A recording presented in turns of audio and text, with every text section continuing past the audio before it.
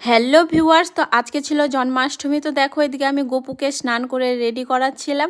তো এটা হচ্ছে আমাদের প্রথম জন্মাষ্টমী। এর আগে আমি কোনোদিনও জন্মাষ্টমী পুজো করিনি। তো এই বছর থেকে প্রথম আমি জন্মাষ্টমী পুজো শুরু করলাম বাড়িতে। তো আমি 1 মাস আগে থেকেই ভেবে রেখেছিলাম যে এই বছর আমি গপুকে বাড়িতে নিয়ে আসবই। তো প্রতিটা রাতেই আমি যখন রাতের বেলা ঘুমাতে যেতাম তখনই আমি ভাবতাম যে কি করে কি করব। আমি এই বছর গপুকে আনবই আর আমি জন্মাষ্টমী পুজো করবই। প্রতিদিন ভাবতাম আমি এই কথাটা। তো তারপরে দেখো ফাইনালি গপু চলে এলো আমাদের বাড়িতে। আর আমি ভাবতে পারিনি যে আমি ওকে আনতে পারবো। আর মানুষ ঠিকই বলে যে জিনিসটা আমরা মন থেকে চাই সেটা ঠিকই পাওয়া যায়। তো আমি ওকে 1 মাস আগে থেকেই মন থেকে চেয়েছিলাম, 1 মাস আগে থেকেই ভেবে রেখেছিলাম যে ওকে আমি আনবই এবারকার বাড়িতে।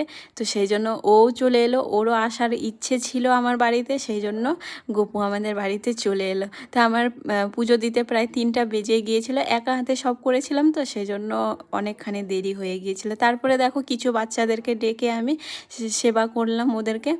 তো তোমরা কারা কারা জন্মাষ্টমী করেছিলে কমেন্ট করে একটু জানাইও। তো চলো তোমাদের সাথে আবার দেখা হবে পরের ভিডিও।